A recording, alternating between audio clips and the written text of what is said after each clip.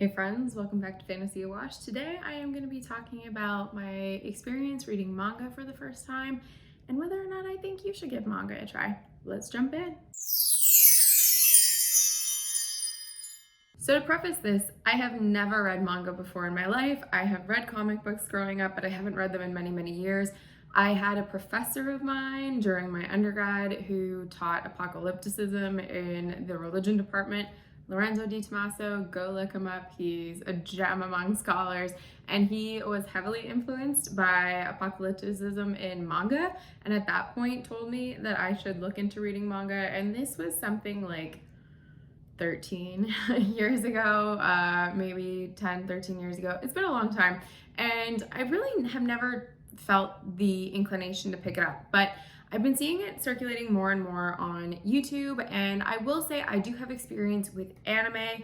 I grew up watching Sailor Moon. I loved Sailor Moon. My kindergarten schedule actually revolved around Sailor Moon, and I watched Dragon Ball Z with my brother on and off for a really long time. But that's basically the extent of my anime experience. And I kept seeing this one manga in particular popping up, and it's called Witch Hat Atelier. So I decided to pick up the first copy, see if I liked it, and go from there. Now, what I did not realize about manga is the way that you read it. I actually had to look up how to read manga, which I know sounds kind of ridiculous, but alas, here we are. So manga is basically, this is what would normally be your front book. You would hold it like this. This is the back. And you read it this way, which is left to right. And I was completely surprised by this.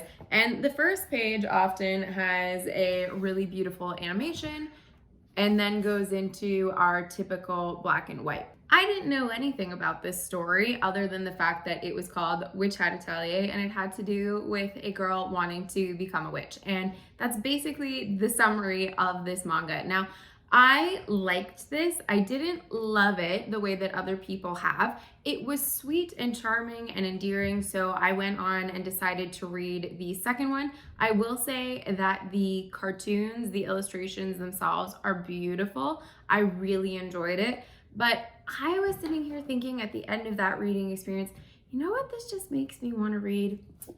And that's Sailor Moon. Sailor Moon. I loved Sailor Moon so much growing up as a child watching anime. I felt that I was a hybrid between Sailor Mars and Sailor Jupiter. I felt that I typically had the anger level of Sailor Mars, but I had the hunger and desire for food of Sailor Jupiter. You actually first meet Sailor Jupiter while she's eating food. And those two things are basically me in a nutshell. So I decided to go pick up the manga of Sailor Moon, give it a read, and see if it resonated with me in the same way that it did when I watched the anime as a child, which I also then rewatched when I was 20. And this did not disappoint. Hello. Yes, did not disappoint.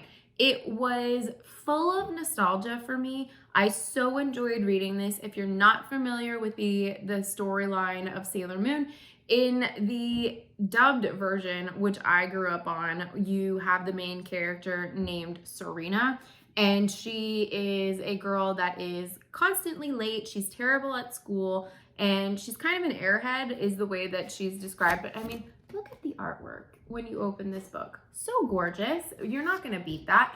But in the manga, her name is not that, which I was surprised by. It's Usagi. So that was really cool, and I enjoyed seeing it from a different perspective in this one. But the storyline is basically exactly the same to the anime. It is a young girl living in Tokyo who has to start fighting crime, and all of these strange occurrences are happening in Tokyo. And along the way, she has to find these other Sailor Scouts, and they have to protect their princess, but they have all forgotten who their princess is. And we have some fun cats that are in this story. Luna is her black cat, and there is another cat that you meet in the second volume. But this story for me was a 10 out of 10 for nostalgia factor. I loved it so much. The illustrations in this book are gorgeous. I love them. The storyline in this is really fun, and I will say that I was a snob prior to reading manga in the last few years. I kind of thought manga is likely for children, but then when my professor kept harping on the fact that, there's really great plot lines in manga, I thought maybe one day I'll get around to it. And the amount of manga content that I've seen circulating on YouTube and BookTube shows me that there is a seriously wide audience for it. And not only that, but I started watching the live adaptation of One Piece with my friend Christopher Navo, and we've been doing live chats on that every week, and it's made me want to check out the One Piece manga. So I feel like manga is not for you, possibly, if you are looking for a high epic fantasy. That's not going to be what it is. Is it going to offer you a fun and enjoyable reading experience? Absolutely. Are you going to look at some great artwork? Yes, you definitely are. So if you're open to those things and within those circumstances you think that you might possibly come across some really great content, I definitely think that you should give manga a try. I will say between these two, Witch Hat Atelier and Sailor Moon, I definitely prefer Sailor Moon. There's nothing wrong with Witch Hat Atelier. I just feel like maybe it's for a younger audience, and that's not to say Sailor Moon isn't, because she's 14 and she's the protagonist in this story. But there are some older themes that do present themselves in this manga, and I love it so much. It makes me want to go back and watch the anime. It makes me want to watch the anime in Japanese, in the original, which I have watched. And they really cut a lot out, as Alan said in his One Piece chat. Or I commented on it and then something like that. Either way, Alan's the one that acknowledged the fact that they cut a ton of stuff out of the English anime due to censorship reasons. But love Sailor Moon. I'm really excited for 2024 to continue on with the manga and manga in general. I picked up the next 2 volumes. The only thing is that manga is so expensive.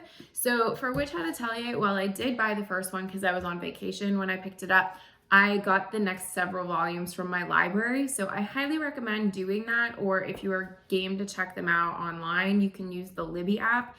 And for the Sailor Moon ones, I decided to buy them because I love them and I plan on loving them forever. Let me know in the comments down below if you've read manga, what your experience has been with manga, if you think there's a particular manga that I should read. If you don't like it, let me know why. I'm always really curious. If you would like to help support my channel, you can hit like and subscribe and hit that little bell notification to make sure that you don't miss any future videos. And if you'd like to find me on Instagram, you can find me at Fantasy Wash. I also have all my other contact info linked down there. So really, it's all just there if that's what you're looking for. But thank you so much for being here. Thank you so much for watching. And as always, I'll see you next time. Bye.